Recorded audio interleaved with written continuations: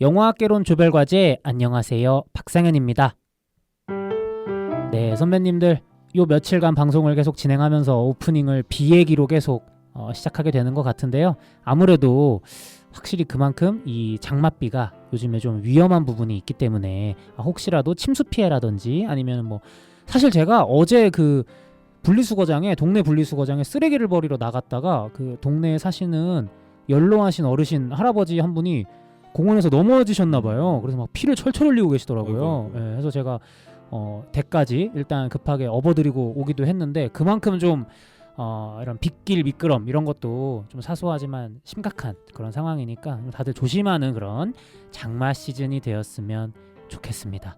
뭐 그렇게 좀 이 장맛비라는 게 좀 위험하기도 하고 또 좀 울적해지기도 하고 그런 부분도 있지만 그런 피해를 차치하고 본다면 또 약간 그 빗소리를 듣는 또 그런 맛이 또 있다고도 생각을 할 수 있거든요. 그래서 어떻게 보면 오늘 다룰 영화가 좀 그런 일상의 소중함 이런 거를 다루는 영화기도 하기 때문에 좀 여러모로 뭐 위험한 부분은 당연히 조심을 하셔야겠지만 또 한편으로는 이 빗소리를 또 한번 즐겨보시는 것도 어떨까 싶은 그런 계절입니다. 오늘 그렇게 오프닝을 열어보았는데요. 오늘 다루는 영화와 정말 잘 어울리는 분 저희가 게스트로 한 분 모셨습니다. 사실 오늘 방송을 기획하기 전에 저는 이 영화를 극장에서 사심없이 봤었는데요. 영화를 보자마자 떠오르신 분이 제 주변에 이분이었다. 저는 이분이 결혼을 했길래 망정이지 결혼을 안 하고 혼자 살았다면 아마 이 영화의 주인공처럼 늙어가지 않았을까라는 생각이 들었는데요. 그만큼 오늘 영화와 잘 어울리는 찰떡 게스트죠. 소개드리겠습니다. 파묘 에피소드의 흥행 돌풍 그 주역 게스트 안다다씨님이 5개월 만에 영화학개론 조별과제에 방문해 주셨다. 자, 인사 부탁드립니다. 곤니치와 안다다시 데스. 요로시쿠 오네가이시마스. 이 영화 일본이랑 독일 합작이던데 독일말로도 해주시면 안 되나요? 고텐 타크. 또 되네요. 제또 심지어 베를린에 좀 살았었어요. 안 될 줄 알았는데 이렇게 또 금세 받아치시니까 구텐탁 이렇게. 구텐탁. 저 독일어로 케밥 시킬 수 있어요. 한번 해보시죠. 아인스테너 복스비데 오늘 꾸어꺼. 오, 그 독일에 사실 때 케밥을 자주 드셨나 봐요. 케밥만 뭐 이거 문장을 하나 외워서 이게 돼지고기 케밥 박스 하나 주세요. 오이 빼고거든요. 이건 마치 외국인이 한국에 와서 그쵸. 다른 음식을 먹고 싶어도 김치찌개 주세요. 그것만 알면은 살 수 있어. 김치찌개밖에 먹지 못하는 그런 그쵸. 것처럼. 어쨌든 오늘 이렇게 오랜만에 안다다씨님 모셨습니다. 5개월 만에 출연이신데요. 좀 어떻게 지내셨는지 궁금합니다. 저는 그 작년 12월부터 새로운 영화에 들어가서 또 영화 스태프로 일을 하고 계시기 때문에 제가 연출팀으로 일하고 있는데 이제 또 새로운 영화에 들어가서 12월부터 프리를 해서 4월에 크인을 해서 따끈따끈하게 한 2주 전에 크업을 하고 지금 이제 백수 모드로 크랭크업 살고 있습니다. 네. 이게 이전에 출연해 주셨을 때도 말씀해 주셨지만 영화 스텝 일이라는 게 뭐 다 그런 건 아니겠지만 이게 프리랜서다 보니까 맞아요. 작품과 작품 사이에 텀이 생기면 백수처럼 쉴 수밖에 없다. 강제 방학이 있죠. 이렇게 말씀을 해주셨는데 딱 그 방학 시즌에 네. 저희 영화학개론을 방문해 주셨군요. 또 지금 어떤 위기의 방학 시즌인 게 첫째는 이번에는 제가 실업급여를 못 받습니다. 뭐 이유가 있나요? 기간을 채우지 못했어요. 실업급여가 이제 뭐 4대 보험일 경우에는 노동 날짜만 180일. 그다음에 4대 보험이 아닐 경우에는 뭐 200일이 넘었는데 뭐 이렇게 일수를 채워야 되는데 제가 이번 시즌은 그게 안 돼 가지고 정말 무직 가장 최근에 마무리되신 영화 촬영이 그만큼의 어떤 기간이 그렇게까지 길지 않았어 가지고 채우지 못했기 때문에. 그리고 어떤 지금 진지한 얘기인데 정말로 촬영에 들어가는 영화가 별로 없어요.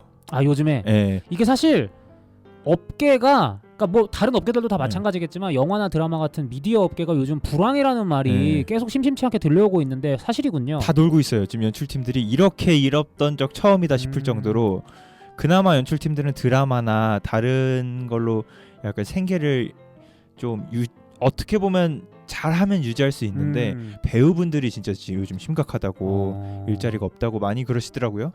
사실 저도 영화계 변두리에서 일을 하고 있긴 하지만 어쨌든 저는 뭐 영화사에 이제 출퇴근을 하는 입장이기 때문에 안다다씨님만큼 진짜 가장 현장 일선에서 일을 하지는 못했어서 좀 안다다시님이 느끼시는 그런 불황의 어떤 이유가 있을까요? 왜냐면 그냥 흔하게 생각하면 이제 코로나도 끝났고 네네. 이제 많은 분들이 여전히 더 많은 콘텐츠를 갈구하시는 것처럼 보이는데 왜 불황일까요? 저도 궁금해가지고 이제 좀 높은 사람들 만났을 때 좀 물어봤었어요. 좀 진짜 영화계 핵심 인사들. 네, 만나서 뭐라고 물어보나요? 요즘 영화가 많이 안 들어가는데 왜 그런다고 생각하세요? 이렇게 물어보거나 아니면은 요즘 작품이 많이 없다는데 뭐 이런 얘기를 하면서 이렇게 던지면은 하시는 얘기들이 우선은 투자를 망설인다. 투자자들이. 왜일까요? 그 이유는 전에 코로나 시기에 창고 영화들이 대거 방출됐는데 네. 그 영화들이 아무래도 좀 창고 영화다 보니까 일종의 낡았죠. 시의성이 좀 떨어질 수밖에 없는. 좀 예전 느낌이 나고 관객도 많이 안 들고 제작비 많이 들었고 그런 사례들이 너무 많이 생기다 보니까 투자를 망설이게 된대요.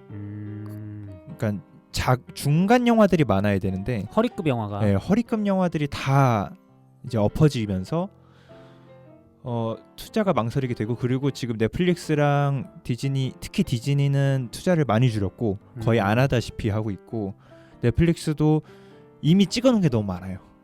그래서 투자를 좀 줄이고 있다. 출하를 먼저 해야 되는 상황이다 보니까. 출하를 해야 되는 상황이다 보니까 지금 그 사이에 있는 시기다라는 얘기가 공통되더라고요. 네. 이게 확실히 좀 악순환인 것 같긴 해요. 뭐 허리급 영화가 이제 관객 수를 제대로 채우지 못하니까 투자를 망설이게 되고 투자를 망설이면 또 그만큼 다음 수급이 어려워지게 되고 맞아요. 하지만 관객들한테 그렇다고 한국 영화를 살리기 위해서 극장에 가서 돈을 좀 써주십시오라고 할 수도 없는 그런 상황이기 때문에 참 이게 굴레 아닌 굴레다. 좀 이런 생각이 드네요. 근데 또 약간 지금 우리가 퍼펙트 데이즈 같은 영화를 하는 거 보면은 또 좋은 영화들이 또 간혹가닥 나오기 때문에 사실 한국 영화나 외국 영화를 막론하고 극장에 나와 보시면 좋은 영화는 항상 조금씩 가랑비 옷 젖듯이라도 우리를 찾아오고 있기 때문에 맞아요. 한번 그런 영화들을 찾아보는 것도 좀 좋지 않을까. 오늘 저희가 다룰 퍼펙트 데이즈라던가 아니면은 저희가 다루기도 했었던 존 오브 인터레스트 같은 경우는 아트하우스 영화치고는 꽤 좋은 흥행 성적을 또 올려서 확실히 많은 관객분들이 극장값, 티켓값 비싸다고 하시지만 그리고 실제로 비싸지만 그럼에도 어떤 좋은 영화에 대한 갈구를 여전히 하고 계시다. 좀 이렇게. 제가 SKT VIP 통신사요? 통신사 멤버인데 여러분 네. 그 T 멤버십 이용하면은 무료로 영화를 볼 수 있습니다. 예전부터 그랬는데 요즘에는 좀 많이 줄어들었다 들었는데. 아닙니다. 오히려 예전에는 롯데시네마만 됐었는데 이제 CGV가 들어왔어요. 입점을 했군요. 입점을 했어요. 그래서 SKT 여러분들 T 멤버십 들어가서 영화 들어가면 내 티켓이 썩고 있다. 여기 대신 이 T 멤버십으로 예매를 해야 돼요. 그렇죠. 그렇겠죠. 근데 뭐 이거 뭐 일도 아니지? 그렇죠. 그럼요. 아니 영화 15,000원인데 그거 공짜로 보여준다는데 진짜 어떻게든 해야죠. 저는 이걸로 영화 보고 있습니다. 딱히 뒷광고는 아닙니다. 언제나 그랬듯이 아시죠? 저희가 LG 썼으면 LG 얘기했을 거예요. 그죠? KT 썼으면 KT. 지금 세 개 다 공평하게 말씀드렸습니다. 자, 알아서 생각하시고요. 자, KT든 LG든 SKT든 간에 여러분들 각자 맞는 통신사 혜택 잘 요모조모 따져 보셔서 즐거운 영화 관람, 문화생활 하시기를 바라겠고요. 뭐 최근에 불황이다 이렇게 하지만 어쨌든 크랭크업 영화 이제 촬영 마무리를 끝낸 지 얼마 안 되셨습니다. 근데 사실 올 상반기가 안다다씨님에게는 좀 기분 좋은 상반기가 아니었을까라는 생각이 드는데요. 사실 아까도 소개해드렸지만 파묘 에피소드에 출연을 해주셨던 이유가 파묘 직접 그 관련자였기 때문에 파묘의 스태프로 이제 또 활약을 해주셨던 분이었기 때문에 그때 모셨었던 건데 저희가 녹음 당시에는 그럴 줄 몰랐죠. 1000만까지 갈 거라고는 보통 저희가 개봉 주간쯤에 녹음을 하기 때문에 1000만을 달성하리라고는 진짜 생각을 못했는데 좀 어떠셨는지 좀 소회가 궁금해요. 제가 이제 개봉할 때쯤에 전 개봉 시사회라고 어떤 고기 파티를 했었었는데 고기 파티. 네, 그때 이제 감독님한테 감독님 반응 너무 좋아요. 이러다 1000만 드시는 거 아니에요? 이따가 감독님이 너 그런 소리 하지 말라고. 부정 탄다고. 오늘 여기서 숫자 얘기하지 마. 숫자 금지야. 막 이랬었는데 근데 이게 1000만이 진짜 돼가지고 그래서 천만 이후에 또 이제 감독님을 만났어요. 네. 그래서 우리가 다들 와 내가 감독님 제가 눈앞에서 갑부를 처음 만나봐요. 장지영 감독님. 와 갑부다 이러면서 막 그 뭐 양꼬치 사주시고 그러셨는데 그래서 진짜 감독님도 몰랐고 정말 아무도 천만까지 갈 줄은. 특히 저희가 정말 많이 얘기하는 게 1등 공신은 건국전쟁 감독님이다. VIP다. 이 파묘라는 영화를 이슈화 만들어주시면서 좌파 영화의 색깔을 입혀주시면서 오히려 이제 흥행 돌풍을 일으켜서 이게 왜 좌파 영화라고 했던 이제 그런 우파분들도 보시고 좀 궁금해하시고 좌파분들도 이게 왜 좌파 영화하고 보시고 어쨌든 이게 약간 본의 아니게 노이즈 마케팅이 좀 됐다. 네. 의도치 않게. 하지만 저희는 전혀 그런 생각을 하지 않고 만들었는데 파묘 개봉 당시에 이제 건국전쟁이라고 이승만 초대 대통령을 네. 다룬 다큐멘터리가 개봉을 했었는데 그 맞아요. 감독님께서 그 당시에 좀 마음은 알겠어요. 당신 영화에도 좀 관심을 가져주십사 맞아요. 하는 그런 마음이셨겠지만 본의 아니게 파묘를 돌려가시다 보니 오히려 그게 좀 파묘의 흥행으로 좀 물론 그것만이 흥행 사유의 전부는 아니겠지만 그쵸. 좀 그렇게 되었다. 그래도 한 200만 원 그분이 만들어주지 않았을까요? 그분 뿌락지 아니에요? 저 너무 고맙더라고요. 진짜 너무 고맙네요. 어쨌든 파묘 이렇게 천만 관객도 돌파하고 너무 기분 좋았습니다. 네. 최근에 또 영화 촬영을 마무리하셨다고 했는데 네. 어떻게 보면 우리 안다다 씨님이 충무로의 천만 요정일 수도 있다. 흥행 요정일 수도 있다. 네, 뭐 저는 좋은 거라 생각하는데 이번 작품은 관객 수를 집계할 수 없습니다. 넷플릭스여서. 가장 마지막에 촬영하신 거? 네, 넷플릭스 오리지널 영화여라서 관객 수를 집계할 수 없어서 너무 한켠으로 마음의 평화가 있어요. 뭐 그렇죠. 세계 몇 순위에는 드네, 뭐 시청 시간이 얼마나 하지만 그래도 뭐 타격이 좀 덜하다 보니까. 그래도 어쨌든 아직 어떤 영화인지 공개할 순 없지만 나중에 넷플릭스를 통해 공개된다면 저 녹음할 생각이 있습니다. 좀 괜찮다면 또 월드와이드 1위도 또 안다다 씨님 흥행 요정이기 때문에. 왜 이렇게 부정적이세요? 월드와이드 1위는 쉽지 않을 것 같고. 그쵸, 쉽지 않죠. 쉽지 않기 때문에 의미가 있는 겁니다. 어디 영화제나 한번 갔으면 좋겠는데.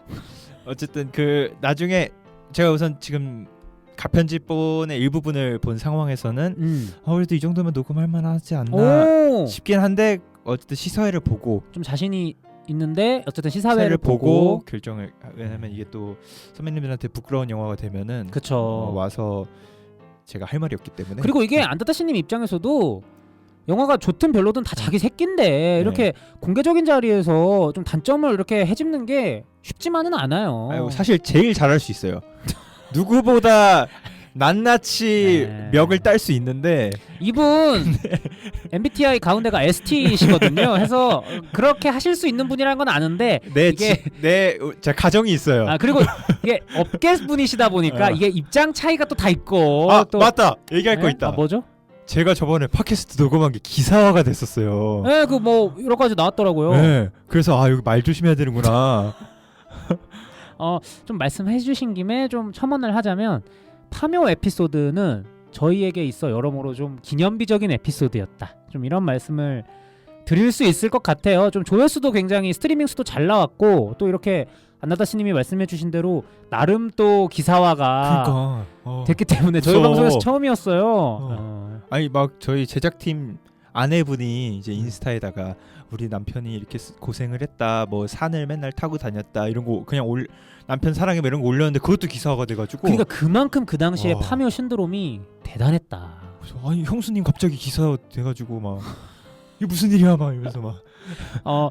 부디 안다다 씨님의 차기작도 좀 그런 신드롬을 불러일으킬 수 있기를 바라면서 어쨌든 오랜만에 이렇게 나와주셔서 굉장히 감사하다. 그래도 이슈가 많은 배우여서. 차기작이요? 네.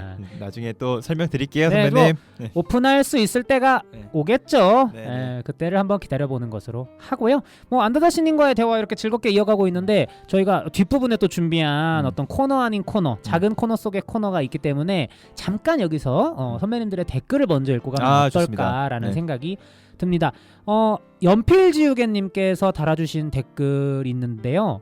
꽤 길게 달아주셨어요. 네네. 저희가 좀 알아주셨으면 좋겠는 게 팟빵 댓글창으로도 댓글을 받고 있지만 따로 비정기 기획으로 통지서라고 해서 사연 읽어드리는 이제 코너가 있거든요. 저희한테 그거는 이메일로 긴 사연을 받는데 연필지우개님은 거의 그 긴 사연에 준하는 긴 댓글을 팟빵 댓글창에 남겨주셔가지고 오늘은 연필지우개님 댓글 하나 읽고 딱 끝내면 타이밍이 좋지 않을까. 닉네임도 너무 감성적이에요. 예, 연필지우개. 되게 열심히 쓰고 지우셨을 것 같아요. 뭔가 라디오 청취자 느낌 아니신가요? 오늘 퍼펙트 데이즈랑 너무 잘 어울리는 그런 느낌이에요. 그래서 연필지우개님이 댓글 남겨주셨는데요.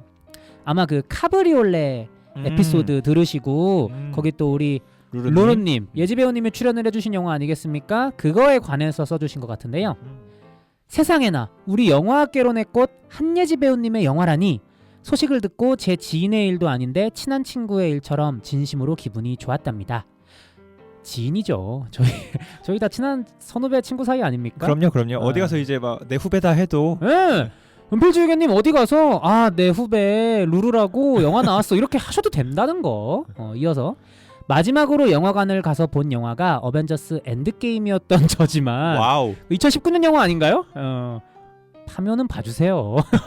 넷플릭스 올라왔어요. 어제 넷플릭스로라도 봐주세요. 어제 어쨌든 어벤져스 엔드게임이었던 저지만 듣자마자 영화를 예매하려 검색했어요. 그런데 저희 동네에는 상영하는 곳이 없더라고요. 저는 왜 시골에 살까요?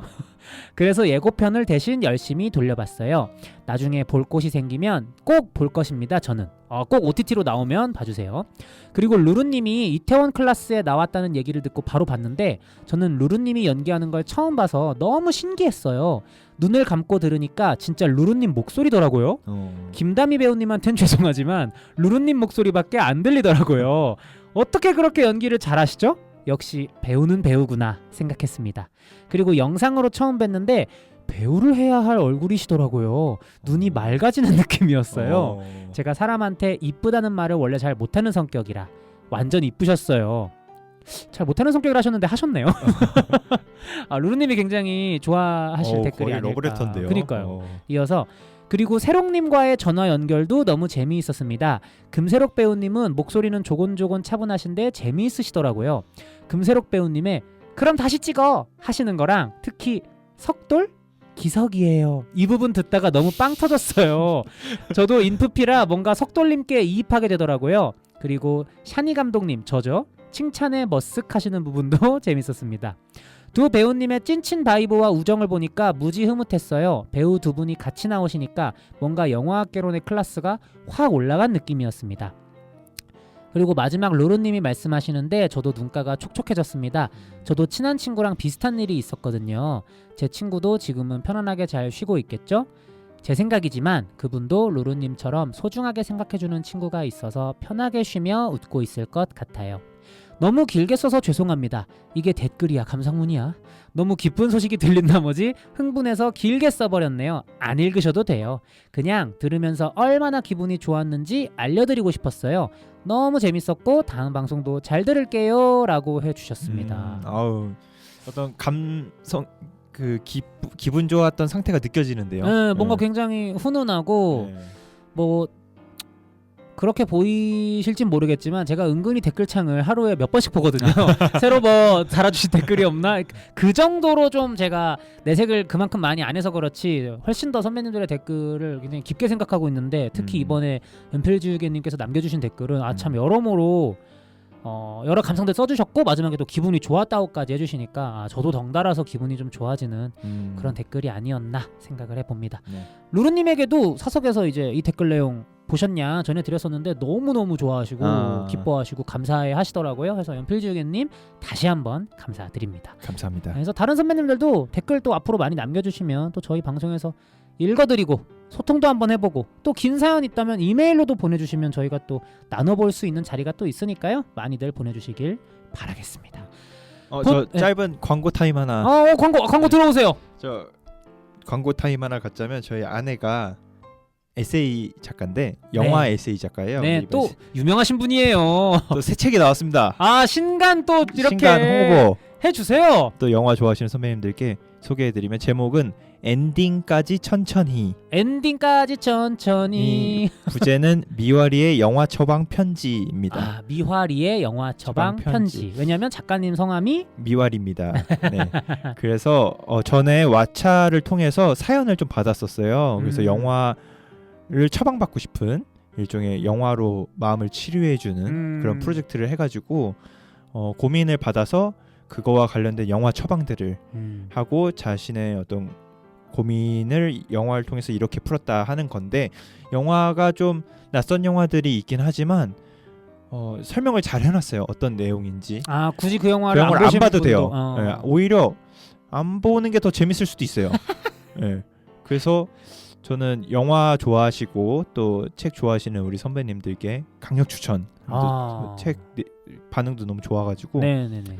추천드리겠습니다. 아니 그 사석에서의 친분을 떠나서 또 우리 이미화 작가님의 글이 책이 또 워낙 좋은 것도 있고, 사실 이전에 출간을 이렇게 책 하실 때마다 저희 방송 통해서 또 이벤트로 이제 또 책도 전해주시고 하셨거든요. 그래서 굉장히 감사하다라는 마음이 계속 있었는데, 저희 방송이 그렇게 홍보에 도움이 될 것 같진 않지만 이렇게라도 왜 기사화도 되는데 왜? 뭐 이거 기사화 될런지 모르겠지만 어쨌든 다시 한번 이미화 작가님의 엔딩까지 천천히 출간 너무 축하드리고, 또 다른 선배님들께서도 또 저희 방송을 들어주신다면 영화 워낙 좋아하시는 분들일 테니까요. 좀 한번 엔딩까지 천천히 즐겨보시는 거 어떨까라는 생각이 듭니다. 그래서 이미화 작가님처럼 저도 연필지우개님께 카브리올레랑 파묘를 좀 처방해드리면 어떨까? 좋은 처방일까요? 네, 나쁘지 않은 처방이에요. 카브리올레는 괜찮은데 파미오 좋은 처방일지. 재밌잖아요. 어벤져스 엔드게임 이후로 극장을 안 찾으셨으면 그래요, 맞아요. 물론 파묘가 극장에선 내렸지만 한번 네. 보시는 거 어떨까? 추천드립니다, 연필지우개님. 그래서 이렇게 또 이미화 작가님의 엔딩까지 천천히 얘기까지 해봤는데요. 평소에 저희 방송이라면 이쯤에서 이제 2부 영화 이야기로 넘어가야 돼요. 근데 놀랍게도 저희 방송이 나름 7년 정도 됐거든요. 저희 방송 7년 역사상 처음입니다. 출연하는 게스트가 저에게 역으로 이걸 좀 준비해와라, 이렇게 방송 준비를 좀 해와라 라고 제안을 한 게 처음이에요. 그래서 지금부터는 잠깐 짧지만 코너 속의 코너로 안다다씨님이 직접 기획하신 그런 코너 한번 이어가 보려고 합니다. 오늘 저희가 다룰 영화와 굉장히 또 밀접한 관련이 있는 코너일 것 같아요. 오늘 저희가 다루는 영화 퍼펙트 데이즈의 주인공이 하루하루 굉장히 어떻게 보면 평범해 보이는, 하지만 그래서 더없이 완벽한 일상을 계속 반복해서 살아나가잖아요. 그거에 좀 천착을 해서 안다다씨님이 물어보시더라고요, 저한테. 상현 씨는 하루하루 좀 어떤 루틴으로 이제 생활을 하시고, 또 그 중에 어떤 나를 풍요롭게 하는 상현 씨를 풍요롭게 만드는 어떤 소박하고 사소한 것들이 무엇이 있느냐, 이렇게 물어보시더라고. 그래서 저 나름대로는 좀 짱구를 굴려봤는데 뭐 안다다씨님이 먼저 좀 말씀해 주실 수 있을까요? 저도 이렇게 영화 보고 나와서 그런 생각을 많이 했어요. 뭐가 있을까? 리스트를 한번 짜봤었는데 좀 무작위예요. 그냥 한번 쭉 읊어볼게요. 네, 하루 루틴이신 거죠? 루틴 풍요롭게 하는 먼저? 거. 루틴 먼저 하고 풍요롭게 하는 거. 루틴 먼저, 알겠어요. 근데 이게 설명을 드리자면 현재의 루틴인데, 이게 영화 일할 때는 정반대예요. 그쵸. 지금은 쉬는 기간이라 그냥 그래도 가장 최근 거를 한번 얘기해 보겠습니다. 우선 일어납니다. 한 10시쯤 일어나요. 그러면 이제 아내가 씻어요. 그때쯤. 그러니까 거의 비슷하게 일어나시는군요. 네, 그 아내는 책방을 운영하고 있는데 그러면 뭐 이제 드라이기 소리에 깨면은 이제 일어나 가지고 네스프레소로 커피를 내려줘야 됩니다. 커피를 내려주고 그 아내가 화장하는데 화장대에 올려놔줘요. 그럼 저는 이제 집안에 온갖 불을 켜요. 저희는 형광등을 안 켜고 그 간접등을 켜거든요. 온갖 집안의 불들 다 켜요. 그 다음에 이불 정리하고 이제 배웅해요. 그다음에 컴퓨터 켜고 유튜브 좀 보다가 씻습니다. 네. 그리고 점심 먹어요. 네. 점심은 제 밥 친구 런닝맨입니다. 런닝맨. 그 SBS 런닝맨이요? 항상 런닝맨입니다. 그리고 낮잠을 좀 자요. 네.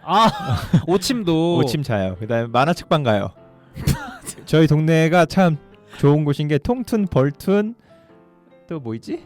만화방 프랜차이즈들인 거죠? 예. 퉁퉁벌툰 어쨌든 3개가 있어요. 네. 그리고 왔다 갔다 하시나요? 한 군데만 계속 가시는 게 아니라? 많이 돌아요. 아. 예. 근데 주로 이제 퉁퉁 이런 데가 조금 싸가지고 거길 가고 있긴 한데 그리고 집에 와서 이제 애니 봐요. 그리고 큐브 좀 돌려요. 그 네모난 큐브 좀 돌리다가 네네. 이제 아내한테 저녁 먹을 거야? 하고 마중 가요 이제. 역으로 마중 가고 데리러 와서 저 다시 애니 보고 잡니다.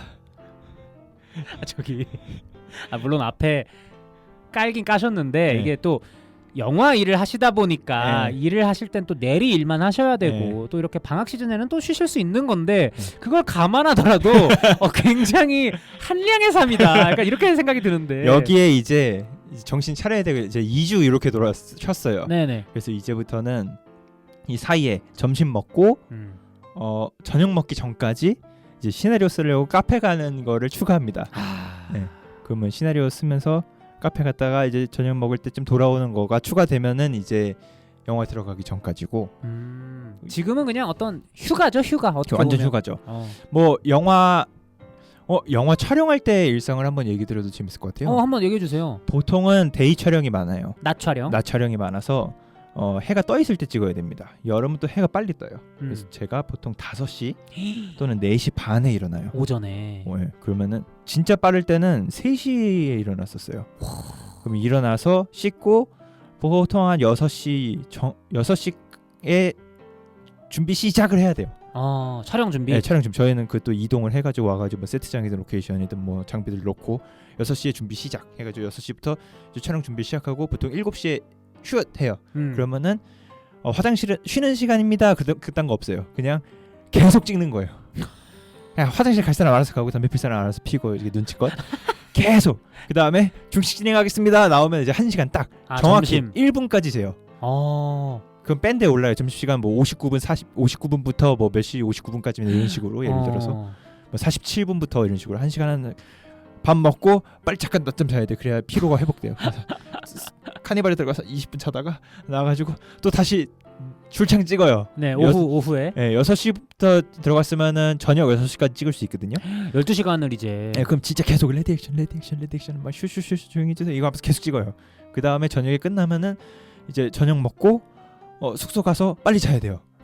왜냐면 9시쯤에 자야 8시간을 잘 수 있어요. 그쵸. 왜냐면 3시나 4시에 일어나시려면. 네, 그 사이에 또 저녁 먹기 전에 이제 일일 촬영 계획표라고 내일 할 거를 또 서류 작업을 하고 일일 촬영 계획표. 네, 그 내일 뭐 찍는지에 대한 온갖 것들이 적혀 있는 건데 그것도 다 협상해야 돼요. 뭐 분장 언제부터 가능한가요? 매니저님 모실 수 있나요? 이쪽 팀 저쪽 팀 뭐 다 연락해서 뭐 이거 분량이 내일은 날씨가 이런데 뭐 하면서 온갖 것들을 하면서 저녁을 보통 늦게 먹어요.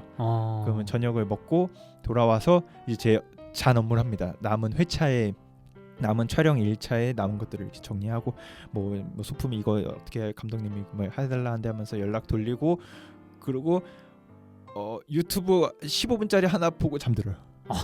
요거를 한 5, 6개월 해요. 그 생활을 한 반년 정도. 네. 그렇게 일주일에 촬영을 3일에서 4일 정도 찍고 한 2, 3일은 또 이제 휴차라고 이제 그냥 쉬는 날인데 쉬는 날이 아닌 게 또 다음 촬영을 준비해야 되는 다음 촬영 준비해야 되고 이동을 많이 해요. 영화 촬영. 그러니까 뭐 홍천에서 뭐 충청도로 넘어갑니다. 또 이제 휴차 때 하는 거기 때문에 근데 사실 짐을 다 싸고 또 이동하고 다시 짐 풀면 하루 끝나거든요. 그렇죠. 이사를 또 계속 해야 되기 때문에 네, 그런 생활. 그래서 캐리어 안에 한 달치 짐이 다 있는 상태로 계속 다니는 생활이 이게 이제 영화 찍을 때 일상이고요. 워크 라이프 밸런스가 아니라 그냥 워크밖에 없네요. 그래서 지금 밸런스를 맞추기 위해서 초 백수 모드로. 그러니까 어떻게 보면 여러분 안다다씨님의 지금 한량의 삶 그렇게 살아야 될 수밖에 없다. 반년을 그렇게 3시에 일어나서 9시에 자는 삶 이렇게 꾸려왔기 때문에 일만 하는 삶으로 꾸려왔기 때문에 이 정도의 한량의 삶은 좀 인정하고 넘어가야 되지 않나. 진짜 대단하신데요. 그리고 어떤 프리프로덕션이라고 또 이제 준비하는 기간이 있어요. 촬영 전 기간. 네. 그때는 진짜 9 to 6예요. 네. 아니면은 보통 영화인들이 게을러서 10 to 7을 많이 하거든요. 그래서 10 to 7으로 정말 와서 엑셀 하고 PPT 하고 그건 똑같이 보내고 저녁에 주말 있고 이런 생활이 이제 프리프로덕션의 기간입니다. 그렇다면 그 안다다씨님의 하루를 풍요롭게 만드는 아. 그런 사소한 것들 이것도 좀 촬영 때와 휴가 때 좀 이렇게 나눠서 해주실 수 있나요? 그렇게 생각 안 해봤는데 한번 우선 현재는 네, 현재 그 한량의 삶일 때 한량의 삶일 때는 그냥 제가 한번 쭉 읊어보면은 오이 오차 녹차 아 녹차요? 아 지금도 마시고 있어요. 지금도 드시고 계세요. 좋아합니다. 네 녹차를 좋아하시는군요. 시원하게 드시는 녹차. 오이 오차 녹차 다이슨 청소기 큐브 돌리기 애니 보기 만화책 방 가기 팟캐스트 들으면서 걷기 런닝맨 보기 NBA나 F1 또 스포츠 좋아하시니까 필카 찍기 끝입니다. 요것들이 제가 어떤 좋아하고 나의 일상에서 나를 풍요롭게 하는 것들이고요. 근데 확실히 그런 것들을 듣기만 해도 아마 이 방송을 듣고 계신 분들 대부분은 안다다씨님을 만나뵌 적이 없을 거잖아요. 근데 네. 이렇게 딱 듣기만 해도 안다다씨님은 대충 어떤 사람이겠구나가 약간 그려지시지 않을까. 그럴 것 같아요. 네. 그러면은 촬영 때는 좀 그런 게 뭐가 있을까요? 안다다씨님을 풍요롭게 만드는 것들. 우선은 커피차에 커피. 커피에 타주는 차 그거 오잖아요. 네, 커피차. 그게 아니면은 왜 영화하는 놈들은 이렇게 커피차를 받냐, 무슨 저런 뭐랄까 플렉스를 하냐, 왜 이렇게 커피를 못 마셔서 안달이냐라 생각하실 수 있는데 그 이유가 있습니다. 대부분 근처에 카페가 없는 곳에서 촬영해요. 그렇죠. 뭐 시골도 많고요. 세트장은 보통 동떨어져 있기 때문에 커피를 마시고 싶어도 마실 수가 없어요. 그리고 뭐 예를 들어서 그럼 카누 타 먹으면 되지 않냐? 얼음이 없어요. 뭐 얼음이 있더라도 스텝 80명이 먹을 얼음은 없어요. 그렇죠. 네. 그럼 뭐 커피가 꼭 있어야 되냐? 몸이 너무 힘들어요. 맞아요. 네. 그거는 뭐 사실 영화뿐만 아니라 요즘 직장인분들도 굉장히 공감하시는 부분이 아닐까. 커피가 없으면 근무가 힘들어요. 그럴 때 이제 커피차가 오면은 너무 반갑고.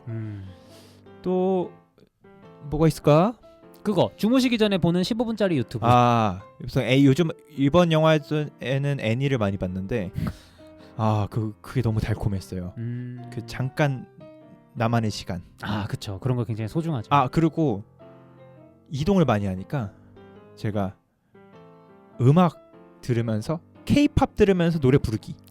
차에서 그게 최고의 어떤 각성제더라고요. 그쵸. 잠 확 깨고. 그 제가 이번 영화에서 유독 크게 깨달았는데 제가 이렇게 K-팝 특히 걸그룹을 좋아하는 사람인지 몰랐어요.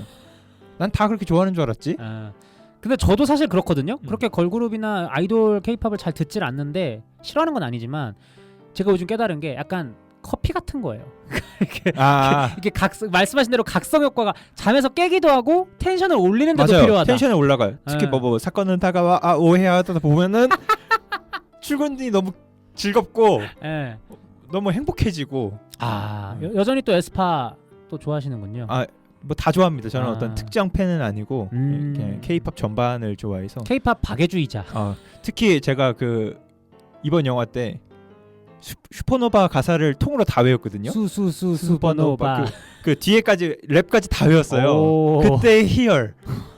다 외웠다. 이게 박자가 어려워요. 아니 무슨 쟁반 노래방 나왔어요? 슈퍼노바 부분이 엇박으로 들어가거든요. 수수수 이게 그 노바 이게 좀 엇박으로 들어가서 맨 처음에는 좀 빠른 반박 빠르게 들어가다가 뒤엔 정박으로 들어가는데 시작점을 찾기가 어렵구나. 그거를 맞출 때 히얼. 그리고 가사가 안 들리는 거를 내가 외웠을 때. 그리고 이게 그 사건은 다가와 오해 이게 그 뭐 질문은 계속돼 오해 이게 되게 또 불규칙적이에요. 그걸 다 외웠을 때 그게 제 힐링이었어요. 마치 예전에 오투잼 같은 리듬 게임 퍼펙트로 끝내면 딱 그 쾌감이 있잖아요. 기분이다. 그런 거 아니었을까. 네. 참 풍요롭게 만드는 것들이 사소한 것들이에요. 그렇죠. 뭐 저도 그래서 안다다씨님 말씀 듣고 생각을 해봤는데 네네네. 제 하루 루틴 저도 뭐 매일 똑같진 않지만 요즘 루틴은 제가 한 8시 15분쯤에 아내랑 같이 일어나고 그래서 뭐 일어나서 뭐 간단하게 세수하고 뭐 세면세족하고 이런 거 하고 나가서 저는 이제 운동을 해야 되거든요. 근데 운동을 하기 전에 첫 번째 콘텐츠가 있습니다. 하루에 운동을 갈까 말까 이 고민하는 게 항상 맨날 고민해요? 결국은 가거든요. 근데 해줘야 돼요. 오늘 쉬어도 되지 않을까? 오늘처럼 이렇게 비가 많이 오는 날은 쉬어도 되지 않을까? 하지만 간다. 가지만 이거 해줘야 된다. 이 고민 한번 해줘야 되고 운동을 가서 제가 1시간 반에서 2시간 정도를 하거든요. 그래서 샤워까지 딱 깔끔하게 하고 오고 그리고 요즘에 저의 어떤 일상 중에 하나가 제가 뒤늦게 당근마켓에 빠져가지고 사는 거 말고 파는 거 집 온갖 것을 팔고 있어요? 제가 최근에 집 정리를 하다가 너무 열이 받는 거예요. 뭐 저희 집 놀러 와 보셔서 아시겠지만 저희 집에 잡동산이랑 장난감 이런 게 너무 많아요. 그래서 저 이거 좀 다 갖다 버릴 수는 없고 좀 선별해서 팔면 어떨까 해서 요즘에 운동 나간 김에 약속 장소를 헬스장 앞으로 해서 그 물건을 팔고 집에 돌아와서 간단하게 쉬었다가 점심에 먹고 그렇게 저의 오전이 끝나고요. 오후에는 그때그때 다른 것 같아요. 이렇게 녹음 있는 날은 또 안드다시님 또 뵈서 이렇게 녹음하러 오기도 하고 녹음 없는 날은 이제 저도 회사 일을 또 해야 되다 보니까 회사 일을 하고 그러다 저녁에 아내 오면 또 아내랑 저녁 먹고 이게 그냥 기본 루틴이 아닐까라는 생각이 들고 저녁 먹고 뭐해요? 저녁 먹고는 사실 저 뉴스 봐요. 항상 밤에 뉴스를 보고요. 그리고 그 이후엔 이제 자유시간이니까 뭐 영화를 보든 드라마를 보든 아내랑 뭔가 시간을 TV 뉴스를 봐요? 네네네. TV로 뉴스를 유튜브를 통해서 유튜브로 보죠. 보통 이제 뭐 방송사마다 그 저녁 뉴스를 유튜브에 바로 올리잖아요. 그거를 빠른 배속으로 봅니다. 시간은 금이기 때문에 오해는 하지 마세요, 여러분. 저 영화나 드라마는 절대 배속해서 보지 않는데 뉴스는 정보 전달이 목적이다 보니까 빠르게 좀 그런 게 있다. 이렇고요. 제 하루를 풍요롭게 만드는 거 좀 생각을 해봤는데 저도 집에서 커피를 내려 마시거든요. 커피 내려 마시는 거 그리고 제가 또 콜라를 좋아해요. 안드다시님이 오요차를 녹차를 좋아하시는 것처럼 저도 제로 콜라 하나 때려줘야 되고 그거 마실 때마다 하루에 꼭 먹어요? 거의 요즘에는 조금 줄이고 있긴 한데 거의 커피랑 콜라는 계속 먹고 있지 않나 라는 생각이 들고 그리고 마지막 저의 풍요로운 거 아까도 말씀드렸듯이 선배님들의 댓글 읽기 이렇게 또 이게 알랑방귀가 아니고 진짜 진심입니다 여러분. 저 매일 보고 있어요. 진짜랍니다. 끝이에요? 네, 끝입니다. 풍요롭게라는 거 몇 개 없네요. 물론 이제 뭐 아내와 보내는 시간, 친구들과 보내는 시간 이런 건 너무 당연하니까 제하고 얘기를 한다면 뭐 이 정도가 아닐까 싶은데요. 어쨌든 뭐 이렇게 저희의 삶을 풍요롭게 만드는 것 어떻게 보면 굉장히 사소하고 소박한 것들 아닌가. 저 사소한 이것도 적어왔었는데 나를 풍요롭게 하는 요즘 물건 추천. 그 홈쇼핑처럼. 뭐가 있죠? 또 큐브 얘기하면 큐브 아니에요. 큐브 아니고 한번 쭉 읊어보면은 시스테마 치실. 치실 또 유저시니까. 요게 또 물이 닿으면 뿔는 치실이에요. 그러면 치아 사이에 들어가는 순간 침과 묻으면서 이렇게 뿔면서 좋다. 되게 굉장히 좋고 예쁘게 생겼어요.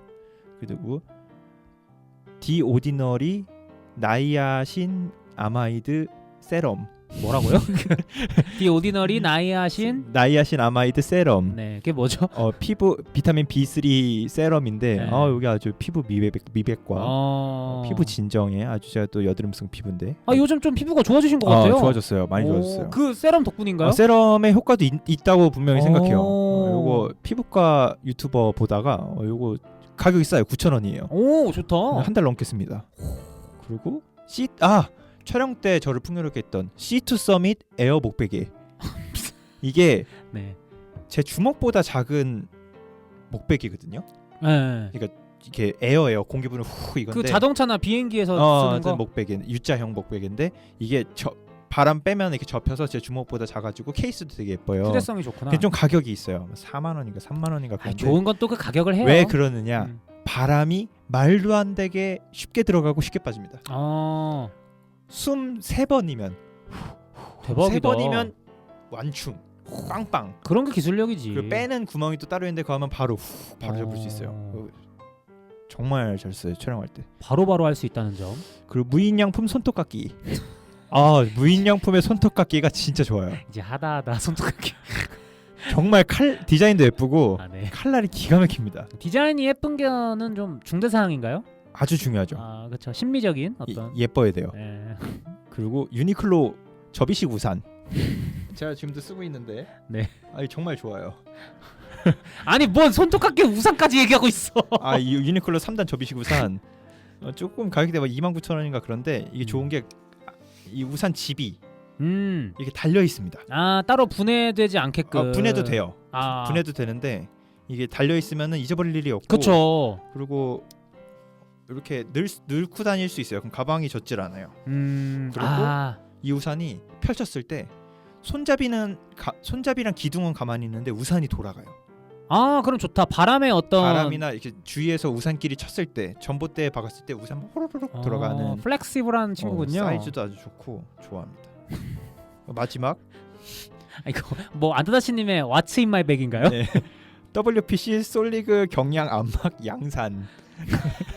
아니 우산 말고 양산도 따로 갖고 다녀요? 이게 우산은 좀 이게 무게가 220g인데 양산이 120g이에요. 근데 아주 가볍고 요즘 또 햇빛 제가 촬영을 많이 하다 보니까 얼굴에 점이 많이 생기고 기미 같은 약간 색소 침착이 생기더라고요. 그래서 네네. 맨날 선크림도 바르고 선크림으로는 안 되겠다 해서 요즘 양산 들고 다니고 있는데 아주 좋은 것 같아요. 이번 여름 그래서 촬영했는데도 하얗지 않습니까? 그니까요. 네. 근데 확실히 양산 써야 돼요. 양산 써야 돼. 아니면 하다못해 선크림이라도 발라야지. 그 대한민국 남자분들의 또 이상한 또 선입견 아닌 선입견이 있지 않습니까? 양산 그런 건 여자들이나 쓰는 것이다. 또 뭐 선크림 그런 건 하남자들이나 바르는 것이다. 하지만 여름 태양 쉽지 않습니다. 그런 분들 기무라 타쿠야 그 늙은 사진 있거든요. 기무라 타쿠야가 그렇게 잘생긴 사람도 선텐 너무 많이 해가지고 그 서핑하다가 폭삭 늙고 지금 열심히 선크림 바르고 있다는데 이런 광노화가 80%예요. 노화에. 이게 사람이 확실히 햇빛 피해야 돼. 뒤늦게 깨달아. 뒤늦게 후회해. 나도 요거 색소 침착 생기고서 깨달아가지고. 저도 다시 열심히 선크림을 바르는 그런 여름이 돼야 되지 않을까 다짐을 한번 해보면서 선배님들도 안다다시님 따라서 양산을 사시던지 아니면 선크림을 발라보시던지 좀 해보시는 게 어떨까요? 어쨌든 저희가 오늘 이렇게 오늘 영화 퍼펙트 데이즈에 맞춘 각자만의 퍼펙트 데이즈 한번 얘기를 해보았습니다. 그렇다면 저희는 이만 퍼펙트 데이즈 이야기로 넘어가도록 하겠습니다.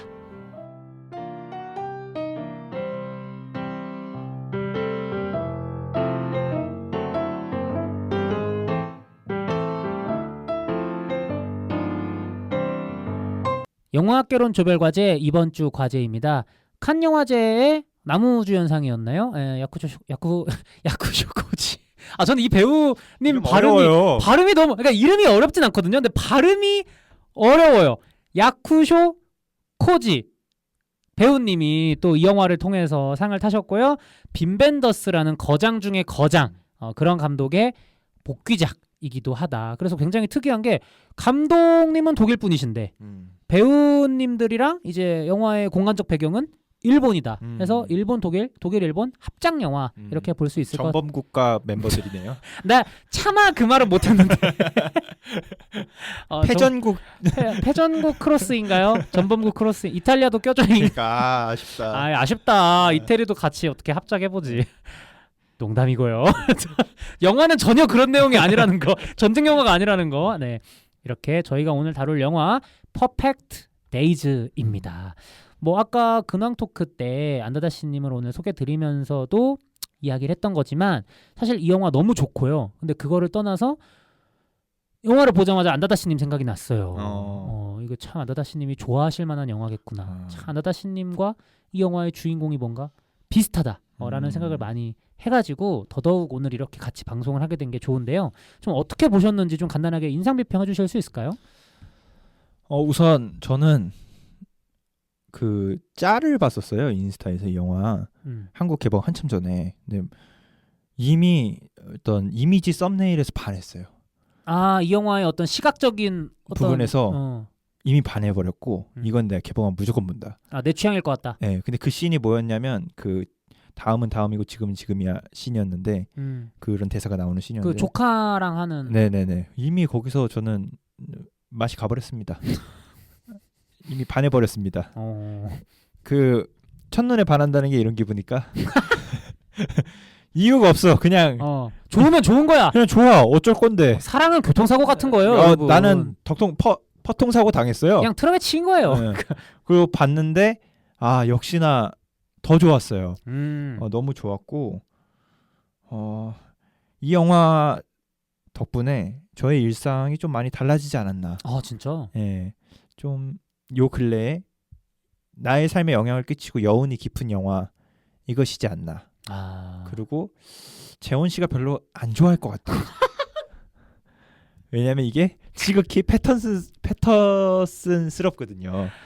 거의 형제 영화라 봐도 될 것 같아요. 맞아요. 잠깐 설명을 드리면 저희 방송에 또 하나의 변곡점이 있어요. 네. 패터슨 사태라고 해서 저희 예전에 마니또 특집할 때였는데 제가 패터슨을 재원 씨에게 추천했었거든요. 꼭 보고 와라. 네 취향은 아닐 것이다. 영화는 좋지만 이렇게 얘기했었는데 재원 씨가 보고 와서 정말 분노를 쏟아내셨죠. 영화가 좋은 건 알겠다. 근데 이게 왜 좋은지 좀 사람들이 나를 좀 설명해줬으면 좋겠다. 막 화를 내셨던 그런 사태였는데 아무래도 오늘 영화가 패터슨과 좀 안다다시님 설명대로 좀 페어를 이루는 영화다 보니까 좀 이런 이야기가 또 나오는 것 같습니다. 제가 잠깐 산으로 가도 되나요? 제가 그럼요. 왜 재원 씨가 저 패터슨 너무 좋아하거든요. 저도요. 왜 싫어할까 생각해봤어요. 패터슨을. 네, 이 정신 분석학적으로 도파민 추구형이 있습니다. 그거 재원 씨예요. 네.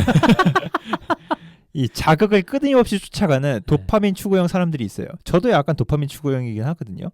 근데 이게 끊임없이 자극을 쫓다 보면 점점 더 강한 자극을 찾게 되고 그렇죠. 그러다 보면 끝이 없어요. 이게 무뎌지게 됩니다. 그렇죠. 그리고 도파민에 또 같이 따라오는 게 스트레스이기 때문에 이 아무리 강한 도파민을 봐도 그게 스트레스와 동반해서 또 새로운 도파민을 찾게 되고 악순환의 연속이에요.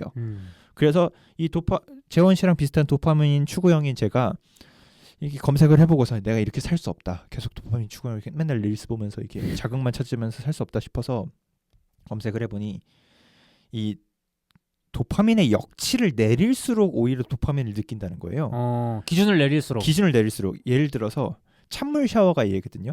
찬물 그냥 보일러를 끄고 생 찬물로 머리부터 발끝까지 샤워를 하는 거예요. 정말 고통스럽거든요. 군대에서 겪어보신 분들도 있을 텐데. 그렇죠. 근데 그런 기억도 있을 거예요. 찬물 샤워하고 굉장히 상쾌해서 기분 좋았던 맞아, 그런 것도 있어. 기억도 있거든요. 그래서 이게 나라냐 이러면서 샤워하다가 근데 뭔가 상쾌해. 맞아. 뿌듯해. 군대에서 느꼈어요. 네, 뿌듯해. 그게 어떤 거냐면 도파민의 역치를 내려서 사람이 고통을 겪으면 알아서 도파민을 뿜는데요. 살려고. 그래서 찬물 샤워의 도파민이 뭐 게임을 하거나 섹스를 하거나 뭐 단 걸 먹는 것보다 더 오랫동안 유지된대요. 높은 상태로 오랫동안 거의 마약처럼. 그러니까 하이가 지속된다. 여러분, 그럼 앞으로 연애와 섹스보다 찬물 샤워를 가까이 하십시오. 그렇죠. 도파민. 근데 제가 그래서 스스로를 많이 테스트해봤거든요. 근데 맞는 것 같아요. 왜 테스트했어요? 이 도파민의 양이 이거 맛만 맨 처음에는 뭐야 하는데 가만히 앉아 있다 보면 내가 그날 기분이 너무 좋게 끝나요. 네. 이런 도파민의 역치를 또 이용한 게 운동입니다, 사실. 그렇죠. 네. 저도 요즘 운동하고 있기 때문에. 운동 괴롭고 막 이걸 해야 되나 말아야 되냐면 아침마다 고민한다고 했잖아요. 하지만 그걸 끝냈을 사람이 고통스러우니까 도파민이 나오는 거거든요. 그러면 이제 김종국이 오늘 막 이두 맛있다 뭐 이러는 게 이 고통 안에서 도파민이 나오는. 그렇죠. 근데 이 얘기를 한 이유가 패터슨도 퍼펙트 데이즈도 이 도파민의 역치를 낮추는 방향의 영화가 아닌가 싶어요. 그러니까 파묘 같은 거는 이제 도파민 추구형 영화거든요. 끊임없이 자극적인 거를 보여주면서 그만의 또 미가 있지만 이 영화는 오히려 빼면 뺄수록 작은 행복이 크게 보이는, 좀 담백하게 작은 재미가 크게 보이는. 예를 들어서 파묘에서 뭐 필카로 예를 들어서 뭐가 있을까? 뭐 필카로 사진 찍는 영화 뭐 있나? 곡성에서 필카로 사진 찍잖아요. 그거 전혀 필카에 집중되지 않거든요. 그렇죠. 그냥 소품이죠. 네, 근데 이 영화에서는 그 사진 한 장 찍을 때 셔터 하나까지도 내가 집중해서 보게 된단 말이에요. 왜냐면 일상이 굉장히 차분하고 미니멀하게 담겨져 있기 때문에.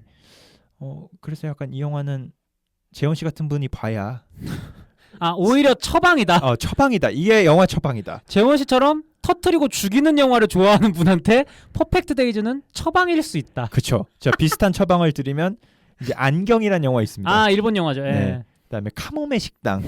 진짜 재원 씨가 안 볼 것 같은 영화들이다. 패터슨. 퍼펙트 데이즈 연달아 4개 보면은 그거 재원 씨한테 고문일걸요? 거의 뭐 템플 스테이지 않을까. 재원 씨 거의 고문으로 느낄 것 같은데. 추천합니다. 큐어 좋아하는 우리 재원 씨. 묶어놓고 보여줘야 돼요. 그렇죠. 묶어놓고 빨래집게로 눈 잡아 당긴 다음에 보여줘야 돼. 그 에이트쇼 봤어요? 못 봤어요 아직. 에이트쇼에 그런 게 있거든요. 묶어놓고서 눈을 이렇게 제갈 같은 걸로 고정해놔요. 볼 수밖에 없게. 그러면은 계속 안경을 보는 거죠. 카모메 식당하고 패터슨 보고. 패터슨 보고. 거기서 졸려고 하면 전기 찌릿. 졸 수 없어요. 왜냐면 그 여기 에이트쇼는 물을 이렇게 까지 담궈놨어요. 그래서 졸면은 내가 코가 물에 잠겨. 아니 그건 진짜 고문이잖아. 어쨌든 이렇게 약간 재원 씨 이야기로 격가지로 했는데 그렇게 안자다시님은 좀 이 영화 진짜 좀 이런 수사 이런 표현이 좀 이제 오글거리긴 하지만 어떻게 보면 인생 영화에 근접한 그런 수준인 것 같으세요. 취향 저격이었다. 네. 저는 어떻게 봤냐? 저도 이 영화 굉장히 좋게 봤고 또 재원 씨와 다르게 저는 패터슨을 굉장히 좋아하는 사람이기 때문에 이 영화의 히라야마 맞나요 주인공? 히라야마가 거의 패터슨의 맞아요. 주인공인 패터슨과 펜팔 친구 수준인 것 같다. 그러니까 맞아요. 이런 진짜 페어를 이루는 패터슨과 그런 영화가 아니었나라는 생각이 들고 그런 게 있는 것 같아요. 저도 재원 씨 못지않게 장르 영화 되게 좋아하거든요. 터트리고 사람 죽이고 뭐 타란티노 영화나 슈퍼히어로 영화 이런 거 너무 좋아하는데 그런 영화들은 그것도 장점이긴 하지만 영화관 안에서 보통 끝나잖아요. 근데 이 영화는 스멀스멀 영화관 바깥으로 제 삶으로 이렇게 조금씩 침투해 들어오는 가랑비에 옷 젖듯 젖어가는 그런 영화가 아닌가라는 생각이 들어서 진짜 이런 게 좋은 영화가 아닌가 이게 퍼펙트 시네마 아닌가 이런 생각이 들었습니다. 좀 간단하게 내용 설명 먼저 드리면 야쿠쇼 코지 배우님이 연기하시는 히라야마라는 이제 캐릭터가 있는데요. 직접 설명되진 않지만 어쨌든 지금 혼자 살고 있는 중년의 이제 남성이에요. 결혼을 아예 안 했던 건지 아니면 아내와 사별을 했는지 아니면 이혼을 했는지 이런 건 전혀 설명이 되어 있지 않고 혼자 이제 도쿄의 어떤 한 골목에 살면서 삶을 영위하고 있는데 도쿄에서도 시부야 지역에 여러 개의 공중 화장실들이 있을 거 아닙니까? 저희 한국에도 이제 공원이나 이런 데 가면 공중 화장실 있잖아요. 그거를 이제 청소하는 어떻게 보면은 하청업체라고 할 수도 있을 것 같은데 청소업체의 직원인 거예요. 그래서 이 영화가 내용을 설명하기가 좀 무색한 게 패터슨을 보신 분들이라면 유추하실 수 있겠지만 매일매일 그냥 히라야마의 어떻게 보면 평범하고 일상적인 나날들을 그저 따라가거든요. 그래서 아침에 일어나서 이불 개고 뭐 등 끄고 그래서 옷 입고 수염 자르고 출근해서 자판기에서 캔커피 뽑아가지고 마시고 출근해서 일하고 직장 동료 수다스러운 거 다 들어주고 끝나고 또 와가지고 목욕탕 한번 시원하게 때리고 뭐 이런 일상들이 계속 반복되는 그런 이야기여서 아마 재원 씨가 좋아하시는 장르 영화였다면 여기서 갑자기 뭐 공중 화장실에서 시체가 나온다든가 누가 갑자기 히라야마의 차를 뺏어 타고 총을 들이대면서 빨리 달려 이렇게 한다거나 이런 일들이 있어야겠지만 이 영화는 그냥 그저 아무 일도 일어나지 않는 히라야마의 정말 평범하디 평범한 일상의 나날들을 그저 묵묵히 쫓아가는 그런 영화다 해서 내용 설명은 사실 이게 전부다. 물론 중간중간에 좀 변수들이 있죠. 약간의 뭐 평소보다는 조금 상대적으로 강한 그런 사건들이 없지 않아 일어나긴 하지만 영화적인 관점에서 봤을 때는 그렇게까지 크진 않게 느껴지는 그런 나날들이 이어지는 영화입니다. 좀 어떤 부분에서 먼저 매혹되셨는지가 궁금한데 아까 시각적인 부분에서의 매혹이 먼저 있었다고 하셨어요. 네네. 좀 전반적으로 그 부분을 포함해서 말씀해 주시면 어떨까? 우선 촬영이 너무 수려하고요. 색감도 너무 좋고 이게 외국인이라서 도쿄를 더 잘 담아낸 것 같아요. 독일 감독님이 일본에서 촬영을 하셨기 때문에. 네. 그리고 이 빈 벤더스 감독님이 오스야스지로를 워낙 존경하시고 오스야스지로의 다큐멘터리도 만드셨더라고요. 그래서 저는 봤을 때 지극히 오스야스지로의 어떤 색채가 묻어나는 영화 같았어요. 맞아요. 예, 그 일종의 동경가족 같은 다다미 숏으로 유명하시죠. 그런 아시아적인 심상 같은 숏들이 굉장히 클로즈업이 은근 몇 개 없습니다. 풀샷이 많고 샷 개수도 되게 적어요. 맞아요. 그런 것들이 되게 어떤 일본 영화 같잖아요. 그리고 이거를 만약에 그냥 이름 가리고 이거 고레다 히로카즈가 연출한 거야 라고 해도 저는 무조건 믿었을 것 같아요. 맞아요. 네, 왜냐하면 이 고레다 히로카즈도 오스야스지로의 어떤 계보 안에 있는 사람이기 때문에 어떤 비슷한 느낌이 많이 들었다. 재원 씨가 고레다 히로카즈도 별로 안 좋아하시나 모르겠네. 별로 안 좋아할걸요? 어쨌든 그런 룩, 일본적인 룩, 깔끔한 룩, 미니멀한 샷 구성과 모든 것을 최소화한 게 느껴지는 룩이 있었거든요. 예를 들어서 조명을 정말 조금 친 것 같고 최대한 그래서 데이 촬영을 살리려고 노력한 것 같았고 자연광 위주로 좀 해보려고. 네, 그리고 메이킹도 보면은 정말 말도 안 되게 독립영화스럽게 찍었더라고요. 그래서 감독님이 요만한 5인치짜리 모니터 보고 있어요. 한국 감독들은 24인치짜리 보고 있거든요. 27인치 큰 거 막 30몇 인치 보시는 분도 있는데 요만한 거 보고서 테이블도 되게 조그매요. 그 학교 테이블만한 거에 앉아가지고 그래서 이렇게 작게 찍을 수도 있구나 영화를, 그런 생각이 들었습니다. 그러니까 어떻게 보면은 뭐 당연히 영화의 규모가 할리우드 일반적인 블록버스터들에 비해서는 월등히 작기 때문에 뭐 당연히 우리가 그 정도의 규모라고는 생각하지 않긴 했지만 어쨌든 감독님의 어떤 이름값이라든지 좀 배우들의 이름값 이런 것들에 비해서는 굉장히 독립영화스럽게 네. 또 다르게 얘기하면 좋게 얘기하면 알차게 좀 촬영을 잘한 것 같다, 미니멀하게 이렇게 말씀을 해주신 것 같고요. 저도 이 영화 촬영이나 연출이 굉장히 좋았다고 생각해요. 저는 그러니까 이게 표현하기가 참 어려운데 어떤 영화들은 예를 들어서 뭐 오늘 좀 자주 이름이 오르락내리지만 재원 씨가 좋아하시는 타란티노라든지 저도 좋아합니다. 타란티노라든지 그런 감독들은 이야기 전개로 사람을 매혹시키잖아요. 갑자기 이 타이밍에 이런 전개가 이런 게 이제 있는데 이 감독님의 퍼펙트 데이즈는 차분한 이미지들만으로 관객들을 조금씩 젖게 만드는 것 같아요. 그러니까 이게 약간 표현이 어떨지 모르겠어. 망원동이나 이런 조그만한 골목들이 있는 동네에 가면 작은 소품샵들 있잖아요. 그거 구경하는 느낌의 영화예요. 맞아요. 막 성수동 홍대도 아니야. 더 조그만한 어떤 예쁜 동네에 어떤 그런 작은 귀여운 소품샵들을 구경하는 느낌의 영화여서 확실히 시각적으로 좀 아기자기한 보는 맛이 있다. 좀 이런 생각이 들었고 이게 약간 특이한데 저는 이 영화에 어떻게 보면 제일 잘 어울리는 룩은 90년대의 필름 룩이었을 것 같아요. 뭔가 이와이 슌지 감독님의 작품들까지는 아니더라도 필름으로 찍고 싶은 욕심이 왠지 있었을 것 같은데 물론 이제 디지털로 찍은 게 자인지 타인지는 모르겠지만 근데 저는 오히려 이 선예도 쨍쨍한 이 선명하고 맑고 클리어한 디지털 카메라의 룩이 오히려 이 영화가 담고 있는 현대의 일본이나 그런 것들과 너무 잘 어우러졌던 것 같아요. 만약에 여기서 필름 룩으로 갔다? 그러면 그게 오히려 약간 좀 뻔하게 느껴질 수 있었을 것 같은데 여기서는 그런 세부적인 부분이지만 굉장히 그런 것들을 잘 살린 것 같았고요. 그리고 항상 그런 걱정이 있잖아요. 외국 감독이 어떤 다른 나라의 영화를 연출하거나 각본을 쓴다라고 했을 때 고민되는 지점들이 분명 생길 수밖에 없단 말이죠.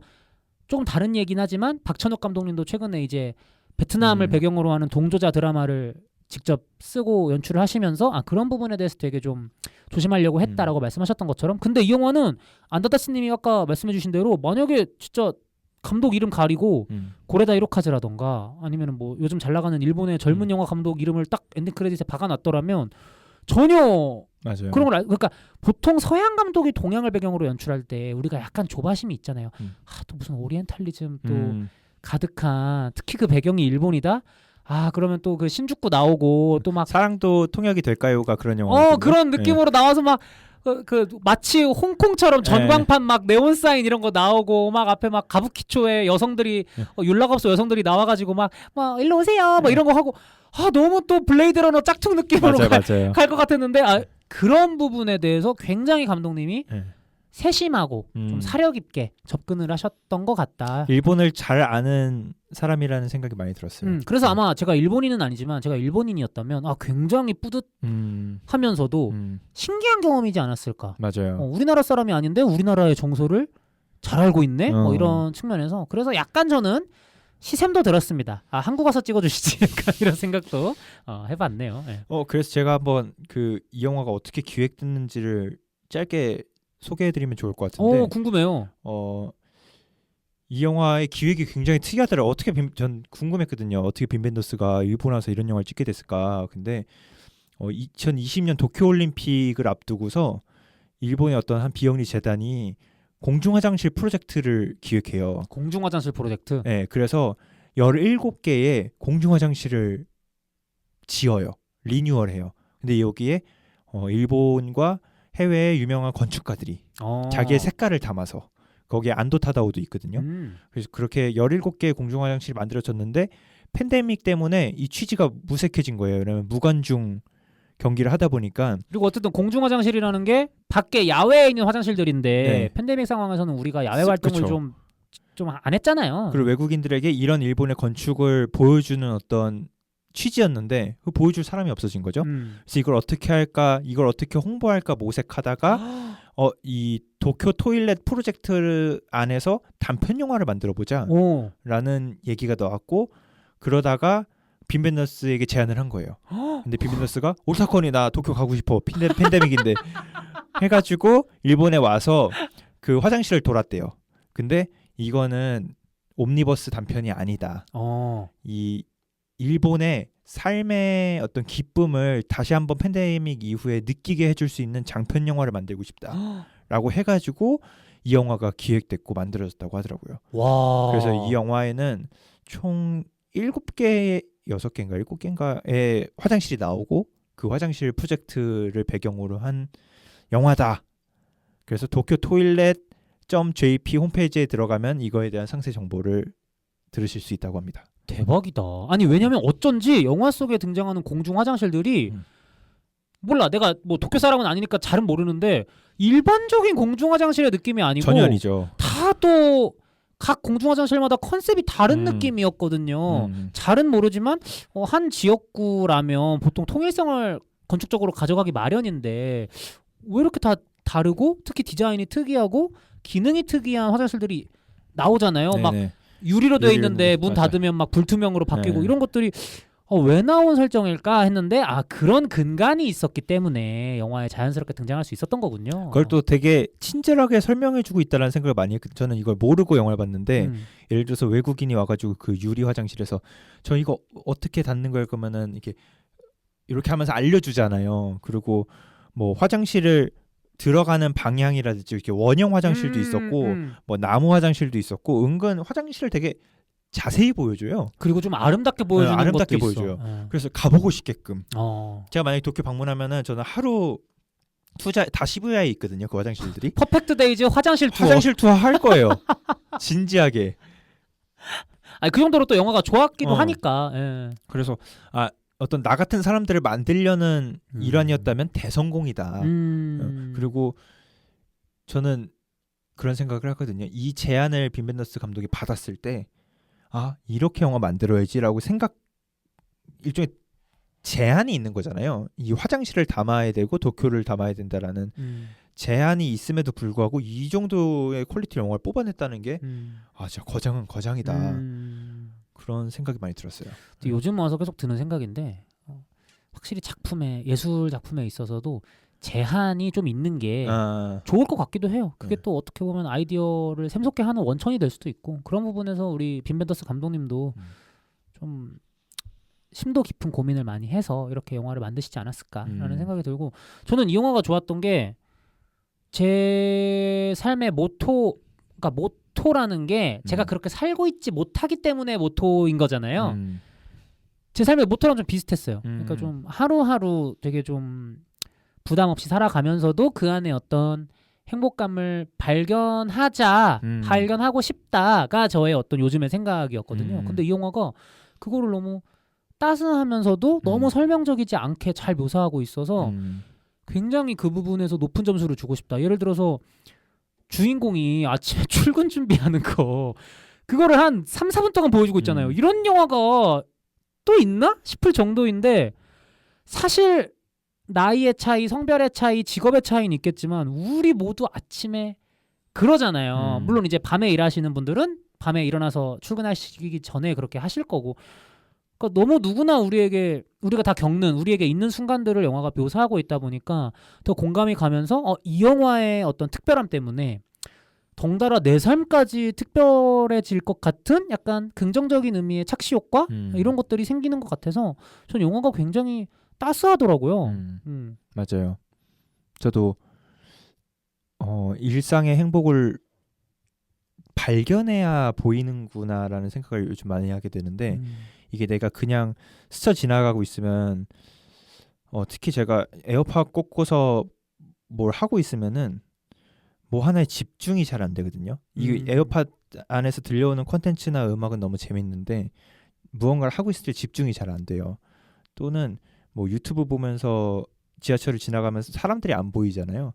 뭐 이런 식으로 내가 무언가에 이렇게 스마트 기기 없이 집중하는 거, 일상을 내가 한껏 느끼려고 하는 거를 더 해봐야겠다라는 걸 이 영화를 보면서 많이 생각했었고, 그러면서 떠올랐던 게 이 영화 보면은 스마트폰 없는 세상이에요. 거의 그렇죠. 아날로그의 세상이에요. 근데 제가 핸드폰 망가져가지고 3일 동안 핸드폰 없이 살았던 적이 있는데 네. 그때 어디 또 뭐 경찰서를 가야 됐었어요. 그래서 근데 컴퓨터에다가 네이버 지도 켜놓은 다음에 노트에다 그렸거든요. 가는 길? 네, 가는 길을 여기서 3번 출구에서 내려가지고 이렇게 가다 보면 패밀리마트가 있고 이렇게 그리고 뭐 생각나는 거 있으면은 메모에다 적고 심심하니까 낙서하고. 그치. 옛날엔 우리 다 그랬잖아. 뭐 할 거 없으니까 뭐 벤치에 앉아 있고. 근데 그게 너무 행복했어요. 그 3일이. 아, 핸드폰 받기 싫은데 싶을 정도로 받을 수밖에 없지만 그래서 약간 이 영화를 보고서 제가 아침에 그래도 내가 핸드폰 없이 살 수는 없으니까 도파민 추구형이다 보니까 그래서 아침에 그냥 멍 때리는 시간을 갖고 있거든요. 네. 근데 그럼 나뭇잎 흔들리는 것도 보고 뭐 집안에 안 보이던 것들도 보이고 생각도 정리되고 그래서 약간 이렇게 그 주인공이 절에 가가지고 샌드위치 먹는 시간 있잖아요. 네. 그런 것처럼 나만의 시간을 좀 기기 없이 보내야겠다라는 생각을 많이 했습니다. 영화 보면서. 저도 요즘에 뭐 운전할 때나 이럴 때는 음악을 듣지만 길을 걸을 때는 예전에 비해서 노래를 좀 덜 듣는 것 같긴 해요. 좀 뭐 위험한 부분도 있고 그런 것 때문에도 있지만 주변에 어떤 놓치는 소리들, 상황들 이런 것들이 재밌거나 흥미로울 때가 많잖아요. 그런 것들을 좀 놓치는 것 같기도 하고 해서 좀 덜 들으려고 하는 편이고 그리고 사실 저는 필름 카메라는 아니고 정말 가끔씩 이제 미러리스 카메라를 들고 좀 작정하고 좀 오늘 뭔가 곳곳을 찍어볼까라고 할 때가 있거든요. 제가 막 뭔가를 동영상 찍고 편집해서 이어붙이는 걸 좋아하기 때문에. 근데 이제 이 영화의 주인공처럼 미러리스 카메라는 필름 카메라만큼 가볍진 않기 때문에 매일 들고 다닐 순 없고 작정하고 나가야 됩니다. 오늘 출사의 날이다. 맞아. 이렇게 그렇긴 한데 저번에 여름날에 카메라를 들고 이제 작정하고 뭔가를 찍어야겠다 나갔는데 카메라가 없었다면 아마 그냥 지나갔을 거거든요. 근데 거기서 고층 아파트에 이사를 하고 있는 거예요. 그래서 사다리차가 높게 그 한 10몇 층에 딱 대고 이제 짐이 왔다 갔다 하는데 물론 이제 거기서 일하시는 분들은 너무 덥고 힘들으셨겠지만 뭔가 그 모습이 굉장히 재밌고 아름답더라고. 여름날에 뭔가 이사를 가는데 다들 저렇게 일을 하고 뭔가 그 그림이 멋졌어요. 뭐 그래서 이런 부분들 그리고 어쨌든 제가 뭐 아름다운 예술을 했다 이건 아니지만 촬영 사진이나 동영상도 예술이잖아요. 이 영화와 비슷한 영화인 패터슨도 그런 얘기를 계속 하는 영화였다고 생각을 하거든요. 어떤 우리 일상 곳곳에 스며든 예술 이런 것들에 대한 얘기를 하는 영화였다 보니까 패터슨과 이 퍼펙트 데이즈가 같이 좀 공명해서 좀 저의 어떤 그런 부분들을 떠올리게 하는 또 영화였어가지고 그런 부분에서도 굉장히 좋았다. 그래서 제가 또 생각나는데 재밌는 걸 하나 가져왔습니다. 뭐죠? 필름 카메라는 항상 갖고 다니시잖아요. 네, 제가 필카를 좋아하는데 이 주인공의 카메라. 올림푸스. 똑같은 기종. 원래 갖고 계신 거예요? 원래 갖고 있었어요. 이게 그 뮤 1이라는 카메라인데 주인공이 이걸 쓰더라고요. 그 퍼펙트 데이즈에서 아주 명기죠. 그래서 겸사겸사 가져봤고. 영화 보시면서 운명이라고 생각하셨겠어요? 그렇죠. 근데 이걸 제 주 카메라는 아니기는 해요. 포커스가 잘 안 맞아가지고. 그래도 네, 저는 후지필름의 티아라 픽라는 카메라를 쓰는데 이거 디자인이 너무 예뻐요. 네, 제가 선생님들 검색해보면 후지필름 칼디아 미니 티아라라는 이런 기기.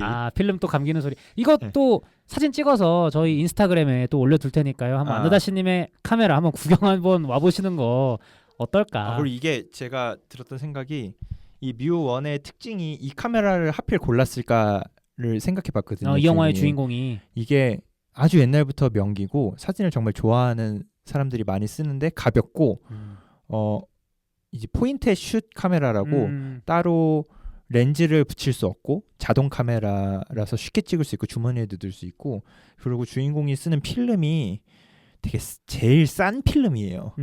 흑백 영화 시네 필름인데 그게 요즘 제일 싸거든요. 요즘 필름 진짜 비싸요. 13,000원, 16,000원 막 이러는데 그래서 주인공이 사진을 찍고 싶은데 제일 싼 필름으로 고르는 것도 재밌었고 그리고 계속 똑같은 데만 찍는 거잖아요. 그렇죠. 그런 것도 너무 기록적으로 잘 담고 있다라는 생각이 많이 들었었어요. 그 주인공의 동선이 하루하루 크게 달라지지 않기 때문에 네. 그리고 뭐 싼 필름을 사는 이유는 아마 이 사람이 매일매일 찍는 사람이라 좀 장기적인 관점에서 봤을 때 좀 그런 선택을 하지 않았을까. 그리고 흑백으로 감독도 담아내고 싶었을 것 같아요. 이 영화도 중간에 꿈 장면을 되게 흑백의 몽타주로 잘 담아냈는데 어떤 기억의 일부분을 정리하는 느낌이 좀 들었었거든요. 필카 사진을 보면 좋은 거는 냅두고 안 좋은 건 깡통에 찢어서 버리는데 그런 어떤 우리가 또 꿈이나 기억을 표현할 때 흑백으로 또 많이 표현하니까 감독이 그렇게 담지 않았을까.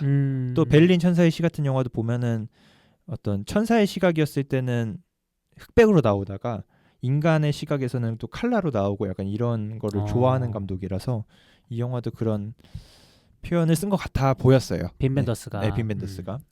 그리고 저는 이 영화에서 또 좋았던 게 저는 사람이 다른 사람에게 그러니까 서로가 서로에게 영향을 받는 게 되게 크다고 생각을 하거든요. 그리고 그런 게 잘 드러나는 영화들이 좋은데 이 영화가 그걸 너무 잘 보여주는 것 같은 게 히라야마가 알람을 안 하는 것 같아요. 제가 알기로는 제가 보기로는 그런 것 같아요. 뭐 핸드폰으로나 알람 시계로 아침에 뭐 6시에 일어나야지 하고 알람을 하지 않고 항상 그 시간에 골목에서 빗자루로 낙엽을 쓰시는 할머니였나요? 할머니의 그 빗자루질 소리에 깨거든요. 그리고 일어나서 항상 밖에 나가가지고 집 앞 바로 앞에 있는 자판기에서 캔커피 하나 뽑아 마시고 이런 게 나오는데 이제 물론 이제 그 뒤에 다른 부분들도 좀 그런 부분들이 있잖아요. 그러니까 그 할머니가 만약에 하루 귀찮아서 누가 뭐 강제적으로 시킨 건 아니잖아요. 그러니까 그분이 그냥 그 시간에 매일 나와서 쓰시는 건데 만약에 아프셨거나 하루 귀찮아서 6시에 나가서 골목을 쓸지 않으신다면 과연 히라야마가 일어날 수 있을까?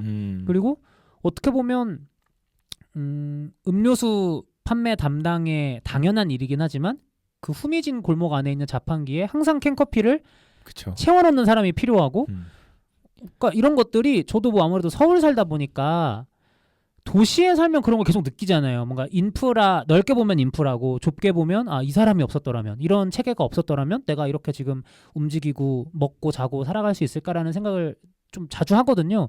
근데 이 영화가 그런 부분을 되게 섬세하면서도 따스하게 보여주면서도 또 그걸로 생색내지는 않는 막 빗자루질하는 할머니한테 막 주인공이 가가지고 막 아유 뭐 잘 지내셨어요 뭐 이런 거 없이도 너무 서로에게 서로가 좋은 영향력을 발휘하고 있는 부분들이 잘 묘사되어 있어서 그런 부분도 참 영화가 아름답지 않나라는 생각이 들었던 것 같아요. 저는 약간 걱정되는 게 선배님들이 이 영화가 약간 지루한 영화겠구나라고 생각하실 수 있겠는데 전혀 지루하지 않습니다. 네, 지루하지 않아요. 저는 단 한순간도 지루하지 않았어요. 재원 씨가 들으면 오해하실 것 같은데. 패터슨보다 재밌습니다. 자신합니다. 왜냐면 이 영화가 더 변수가 많아요. 패터슨보다. 그리고 더 재밌는 요소들이 많아요. 이게 계속 반복되는 것 같지만 은근 변수들이 너무 많거든요. 저는 이거 편집을 너무 잘했다고 생각하는데 맞아. 맨 처음에는 하루를 되게 자세히 길게 보여주는데 그 하루가 점점점 짧게 표현돼요. 그리고 나중에는 뭐 거의 뭐 하루 금방 가요. 근데 그것들이 제가 뭘 하는지 아니까 그런 것도 있고 사이사이에 막 변수들이 있거든요. 그 양아치 같은 후배놈이 막 돈 빌려달라 그러고 뭐 여자친구 오고 막 여자친구가 나한테 뽀뽀하고 뭐 그 술집 이자카야 술집 주인 뭐 약간 짝사랑하는 주인이랑 만났다가 뭐 전 남편도 만났다가 뭐 조카도 만나고 뭐 변수가 많아요. 근데 그런 것들이 너무 재밌고 그에 따른 주인공들의 어떤 주인공의 반응이나 태도나 이런 거를 보는 재미가 있고 대부분 하루가 망가지고 있거든요.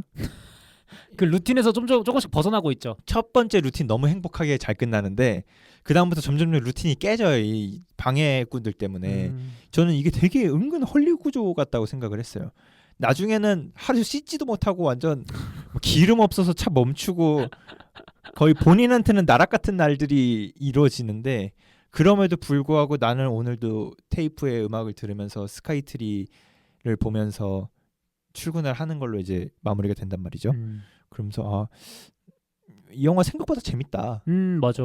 은근 헐리우드 기승전결이다. 그러니까 리듬감이 좋은 것 같아. 사실 시각적으로 아름다운 거 빼면 어쨌든 반복의 요소가 많기 때문에 일반 관객분들 입장에서는 좀 지루할 수도 있지 않을까라는 생각하실 수 있을 것 같거든요. 근데 리듬감을 좀 편집적으로 잘 살려서 안드다시님 말씀대로 생각보다 대중 영화의 어떤 문법을 또 갖고 있는 작품이기도 하다. 그리고 그 극영화가 갖고 있는 이제 시나리오 접법서에 미스터리 박스라는 게 있는데 이제 관객이 궁금해할 만한 물음표 박스가 있는 거예요. 그걸 향해서 이제 쫓아가는 건데 뭐 맥커핀 개념하고 비슷하게 생각할 수도 있어요. 근데 이 영화는 확실한 미스터리 박스가 그래서 주인공은 왜 이렇게 사는 건데 이게 뭔데 뭔가 사연이 있어 보이니까. 맞아. 그 오랜만에 해후한 여동생과의 대화에서도 뭔가가 좀 이제 잘 보이고. 사는 집안 같죠? 네, 아마 그랬던 것 같아. 아빠와의 갈등으로 자의적인 건지 타의적인 건지 이런 생활을 시작했다가 지금은 완전히 이제 자의로서 살아내고 있는. 근데 그런 것들을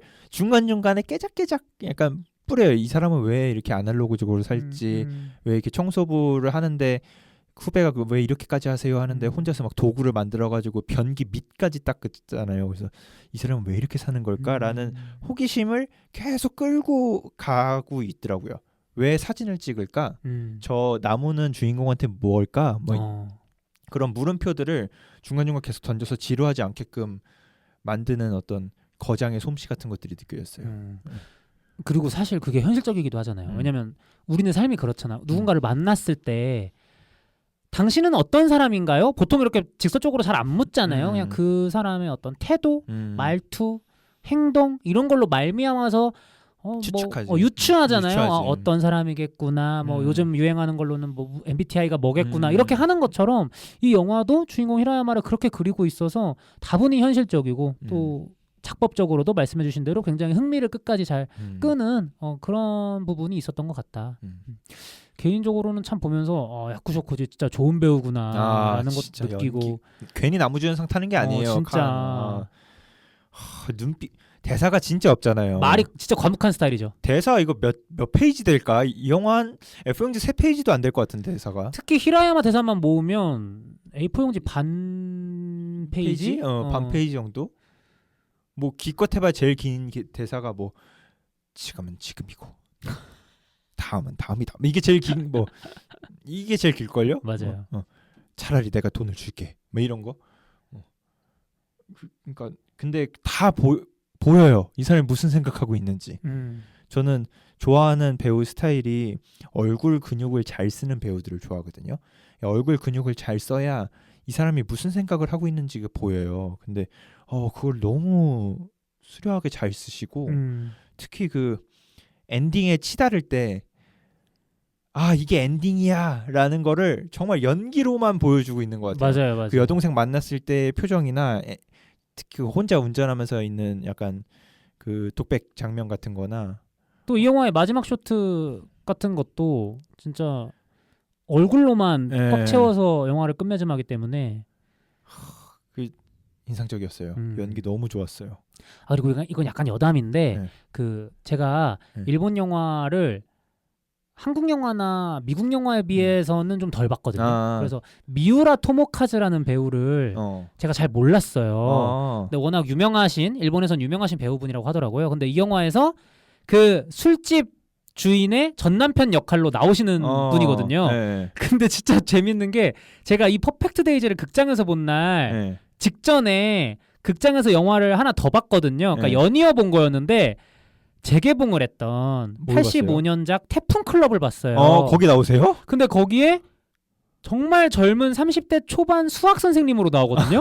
근데 나는 이분에 대한 정보가 전혀 없었고 이 두 영화에 같이 나오는 한 배우인지도 몰랐던 거야. 근데 85년작을 오전에 보고 보면서 와, 참 젊다 그냥 이런 느낌? 왜냐면 다 나머지 주인공들은 학생들이어서 어린애들인데 혼자 거의 성인 역할로 나오시거든요. 그래서 와, 참 건장하네 저 남자 이랬는데 다음 오후 작품에서 너무 그 나이 드신 모습으로 약간 기가 한풀 꺾인 듯한 캐릭터였잖아요. 네. 그런 느낌으로 나오시니까 괜히 나 혼자 세월이 무상하다 이런 생각을 필모를 훑었네요. 어쩌다가. 물론 이제 두 작품뿐이었지만 오전에 봤던 태풍클럽에서는 막 앞구르기 하고 뒷구르기 하고 막 다 하시거든요. 막 노래 부르고 막. 근데 참 세월이 무상하다. 그래서 저 나름대로 좀 약간의 개인적인 재미가 그날 좀 있었다. 좀 이렇게 말씀을 드리고요. 그 선곡은 좀 어떠셨어요? 영화의 선곡이 너무 좋죠. 설정이 일단 뒷받침하고 있잖아요. 이 히라야마라는 캐릭터가 차에서 출퇴근할 때 계속 음악을 듣는데 스포티파이로 듣질 않아요. 스포티파이로 들었다면 그건 그거대로 좋았겠지만 이런 감성은 아니었을 텐데. 스포티파이 뭔지도 모르잖아요. 어디 가게야? 이렇게 얘기를 하는. 근데 이제 심지어 테이프도 아니고, 그러니까 CD도 아니고 테이프로 이제 음악을 듣는데 그러다 보니까 한정돼 있는 거야. 뭐 이날은 이 테이프를 무조건 들어야 돼. 이날은 뭐 이런 느낌인 거지. 그래서 그 음악들이 진짜 히라야마에 의해서 큐레이션된 느낌이다 보니까 이 캐릭터를 잘 보여주기도 하고 그걸 떠나서 워낙 또 다 명곡이기도 하고 좀 그랬거든요. 좀 어떠셨는지. 저 요즘 맨날 듣고 있어요. 이 사운드 트랙이 유튜브에 모음집이 있더라고요. 그래서 듣는데 이 올드팝의 매력이 우선 영화의 분위기를 확 바꿔줘요. 맞아요. 확 뭐랄까 감성적으로 또는 막 이 사람이 생각보다 고급 취향을 갖고 있는 사람이구나. 이러면서 주인공의 이미지도 바꿔주고. 맞아. 그 비긴 어게인에서도 그런 대사 있잖아. 각자의 플레이리스트를 통해서 어떤 사람인지 서로 알 수 있다고 막 맞아, 그러잖아. 맞아. 그런 것처럼. 이 사람이 사실은 원래 되게 고급진 취미를 가진 사람이었겠구나라는 거를 간접적으로 보여주기도 하는 것 같고. 그러니까 어쨌든 일본 사람인데 영어 가사로 된 팝을 즐겨 듣기도 하고 또 뭐 그 외국인이랑도 직접 막 대사하는 건 아니었지만 막 화장실 어떻게 쓰는 거예요? 물어보니까 막 알아듣는 듯한 뉘앙스를 보이고 또 사진도 찍고 하니까 확실히 예전에 구체적으로 특정되진 못해도 뭔가 잘 사는 집안 또는 뭐 좀 배운 집안 출신의 사람이 아니었을까. 저 음악 좋으셨어요? 근데 저도 너무 좋았고 그리고 처음 들어보는 노래들도 있었지만 뭐 스미스의 노래라던가 마지막에 나온 필링 굿 같은 노래는 제목은 몰라도 아마 대부분의 분들이 딱 들으시면 그 노래 알지라고 하실 거잖아요.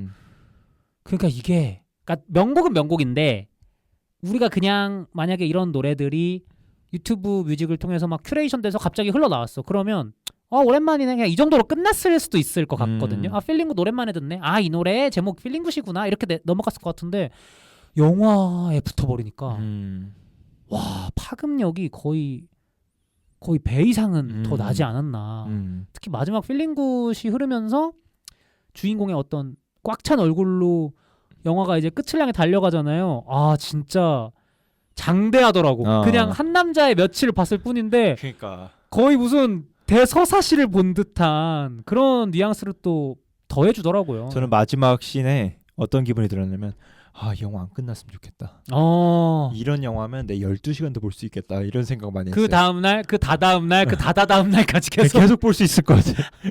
히라야마의 다음날, 다다다음날. 그냥 고독한 미식가처럼 그냥 시즌 해서 계속 나왔으면 좋겠다. 이러면서 보고 있었어요. 진짜 너무 그 마지막 엔딩이 잔잔하니 강렬한, 강렬하면서 잔잔한, 좀 그래서 좋았던 것 같다. 그리고 제가 저도 일본 영화를 굉장히 좋아하는데 일본 영화를 좀 스스로 좀 독학을 했었거든요. 얘네가 갖고 있는 이 아련한 감성이란 무엇일까? 얘네는 왜 이런 아련한 한국 영화에는 왜 이런 아련한 감성이 별로 없을까 생각해봤을 때 한국에 없는 개념인데 일본에 그 모노노 아와레라는 개념이 있어요. 모노노 아와레? 예. 이게 뭐야? 한국의 정처럼 어떤 우리말로 특정할 수 없는 심상인데 네. 이게 한국말로 풀이하면은 과거에는 가까이 있다가 이제는 헤어져서 멀어져 버린 옛 대상에 대한 애잔함과 아련함의 미학이에요. 모노노 아와레가. 네. 그러니까 이미 흘러가 버린 것에 대한 정서예요. 근데 이게 일본 문화의 되게 저변에 깔려 있대요. 약간 노스텔지어 같은 건가요? 노스텔지아 같은 거죠. 네. 근데 뭔가 연약하고 무상하고 작지만 가치 있고 의미 있는 사물을 통해서 마음속에 느껴지는 외로움과 어떤 쓸쓸한 감정 같은 것들이 담겨 있대요. 이 모노노 아와레에는. 그래서 대표적인 게 일본의 청춘 영화들.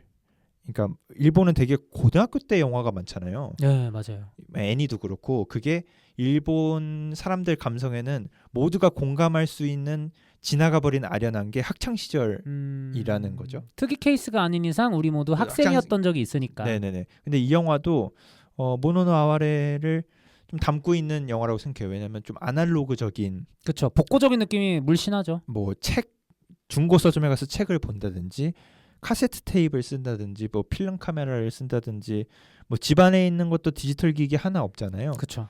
그런 것들이 약간 이제는 지나가 버렸지만 아련하게 남아있는 심상을 좀 잘 보여주고 있는 게 아닌가라는 생각이 들었고, 그리고 또 이 영화에 그 원제가 있었대요. 원래 원제가 코모레비였는데 이 영화 엔딩 크레딧에 또 나오는 맞아요. 근데 그러다가 감독이 퍼펙트 데이즈 음악을 듣고 이거다라고 바꿨다는데 전 너무 잘 바꾼 것 같아요. 근데 이 코모레비의 뜻이 나뭇잎 사이로 비추는 햇살이라는 단어래요. 우리말로 하면 변뉘네요. 변뉘. 그런 단어가 있나요? 변뉘라고 하죠. 유식해. 저 이런 사람입니다, 여러분. 변뉘라는 단어가 있구나. 변뉘라는 단어가 있습니다. 근데 어쨌든 좀 뭐 우리나라의 변뉘도 그렇지만 일본에도 그걸 표현하는 어떤 단어가 있군요. 변뉘. 작은 틈을 통하여 잠시 비추는 햇볕. 나중에 써먹어야지. 근데 이게 이 영화에 되게 많은 걸 보여주는 것 같아요. 그 햇살을 내가 집중하려고 하면은 삶의 여유도 있어야 되고 맞아. 그만큼의 시간과 내 마음의 여유와 시선과 그런 것들이 있어야 되지 않나라는 생각이 들어서 바쁠 땐 그런 걸 즐길 새가 없기 때문에 네, 저도 어떤 변뉘를 좀 즐길 수 있는 내가 돼야겠다라는 어떤 마음을 갖게 하는 영화가지 않았나라는 생각이 듭니다. 그러니까 그 정도로 영화를 보고 나와서 우리들 삶에 조금 영향을 주는 그런 영화였다. 네. 이렇게 정리를 할 수 있을 것 같아요. 마지막으로 그 퍼펙트 데이즈에 대한 이제 한 줄 평가와 등급 평가 시간입니다. 뭐 제가 먼저 해볼까요? 네네네. 네, 저는 일단 퍼펙트 데이즈 너무 재밌게 봤고 한 줄 평가로는 서로의 성실함으로 맞물려 돌아가는 세계, 그저 살아있기에 완벽한 우리의 나날들 이렇게 드리고 등급 평가는 A-를 드리도록 하겠습니다. 그 좀 첨언을 하자면 제가 아무래도 영화 일을 하니까 제 주변에 일반 직장 다니거나 공무원이신 친구들은 저한테 너무 부럽다. 넌 너가 좋아하는 일을 하고 특이한 일을 하고 재밌는 일을 하는구나. 나는 매일매일 똑같이 출근하고 퇴근하고 힘들다. 이렇게 얘기를 하는 경우가 많거든요. 근데 제가 진짜 진심으로 그때마다 뭐라고 하냐면 그 일에 어떤 미덕이 있고 오히려 출근하고 일을 하고 퇴근하는 그 반복되는 삶 자체가 어떻게 보면은 물론 네 귀엔 지금 들리지 않겠지만 미덕이라면 미덕일 수 있다. 뭐 그게 또 아름다움일 수 있다. 진짜 안정적이잖아요. 뭐 경제적으로 안정적이기도 하고 삶의 어떤 균형 자체가 잘 잡혀 있는 상태이기도 하니까 진심으로 그렇게 말해 왔었거든요. 그런 부분을 이 영화가 또 잘 보여주고 있는 것 같아서 앞으로는 저에게 그렇게 이야기하는 친구들에게 이 영화를 추천하는 것으로 대신하면 좋지 않을까라는 생각이 들었어요. 저도 일상이 반복돼서 지겹다라는 사람한테 추천하고 싶어요. 그래서 저의 어떤 저는 A 드리고요. A 제로. A 제로. A 뿔 나중에 들을 수도 있을 것 같아요. 근데 제가 알기로 안다다씨님은 영화가 아무리 좋아도 일단 A 제로 주시는 걸로 알고 있어요. 맞아요. 그냥 이 팟캐스트 방송을 떠나서도 별 5개나 A 플러스로는 나중에 이제 곱씹어봐도 좋으면 그때 올린다라고 알고 있거든요. 근데 제가 사운드 트랙을 이렇게 듣고 있는 거 보면은 나중에 A뿔이 될 것 같아요. 그래서 잠정적인 A 플러스 A 제로. A 플러스 진. 아 오케이. 한 줄 평가는요? 한 줄 평은 요즘 신조어가 있더라고요. 뭐죠? 행집 욕부. 행집 욕부? 네, 행복에 집중하고 욕심 부리지 말자. 아자아자 화이팅. 행집 욕부 이렇게 해야 되더라고요. 행집 욕부, 행집 욕부. 행복에 그거 집중하고 자체가 욕심 부리지 말자. 아자아자 화이팅. 그 말 자체가 욕심 같은데. 행복에 집중하고 욕심 부리지 말자. 화이팅. 아 이게 이 영화의 한 줄 평인가요? 행집 욕부입니다. 행집 욕부이다 해서 우리 모두 행복에 집중하는 그런 나날들 보내보자. 뭐 이렇게 또 말씀을 해주신 것 같습니다. 오랜만에 나와주셨는데 또 다행히도 영화가 좋아가지고 그러니까요. 더더욱 기분이 좋은 것 같습니다. 좀 어떠셨나요? 군호 씨가 저를 아주 부러워할 것 같아요. 군호 씨가 망장 영화 많이 하시는데. 아니 군호님 챌린저스 좋았잖아요. 우리 같이 했잖아요. 저도 드디어 명작. A 줄 수 있는 영화 나올 수 있어서 혼돈이 아리가또. 그래서 오랜만에 나와주셨는데 또 재밌게 방송 함께 해주셔가지고 너무 저에게도 뜻깊은 시간이었던 것 같고요. 부디 선배님들께서도 그런 시간이셨으면 좋았겠다라는 생각이 듭니다. 저희 영화학개론 조별과제는 다음 주에 더 재밌는 더 퍼펙트한 영화 가지고 찾아오도록 할 테니까요. 다음 주에 또 들어주시면 감사하겠습니다. 감사합니다. 감사합니다.